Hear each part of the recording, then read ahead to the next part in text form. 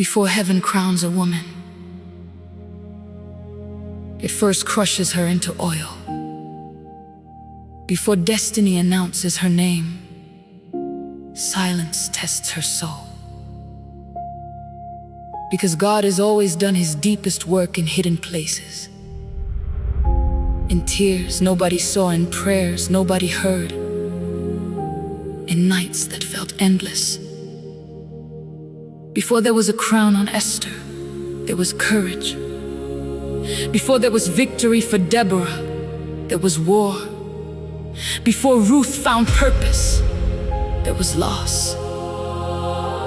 And before Mary carried promise, she carried questions.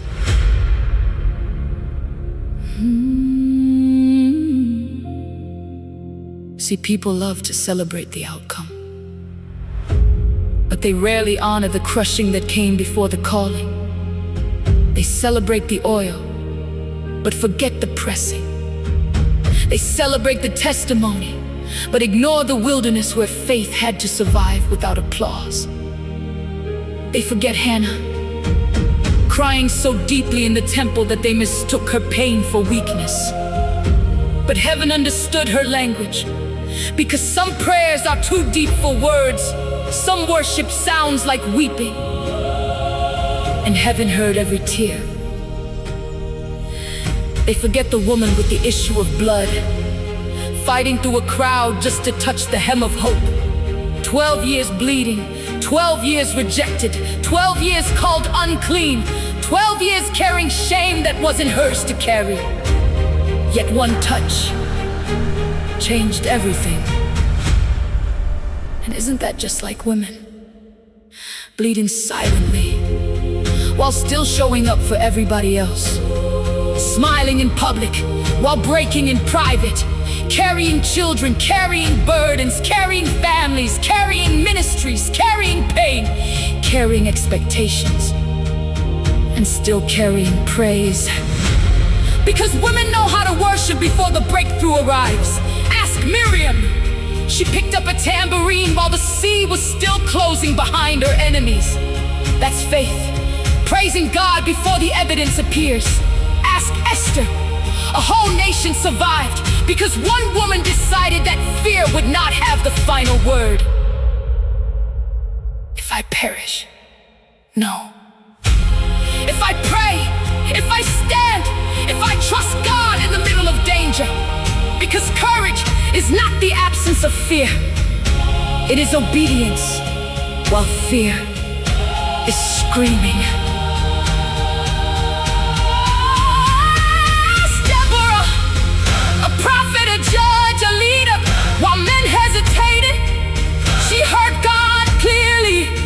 Because heaven has never been intimidated by a woman anointed with authority. Ask Mary Magdalene. Broken, delivered, restored, rewritten by grace. The same woman society tried to define by her past became one of the first witnesses of the resurrection. Because God has always had a habit of using women that others counted out. And some of us know that feeling. Too loud, too emotional, too broken, too young, too old, too much, too damaged. But the devil is a liar. Because the same God who strengthened Ruth in grief, who strengthened Esther in fear, who strengthened Mary at the cross, is the same God strengthening women today. Women who are tired, but still praying. Women who are grieving, but still serving. Women who are wounded, but still worshiping. Women carrying entire storms behind a simple smile. And hear me, the enemy should have destroyed you when you were crying on the bathroom floor. He should have defeated you when depression whispered lies at midnight. He should have broken you when betrayal cut deep.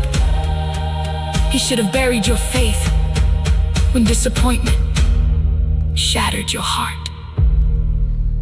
But somehow, you still showed up.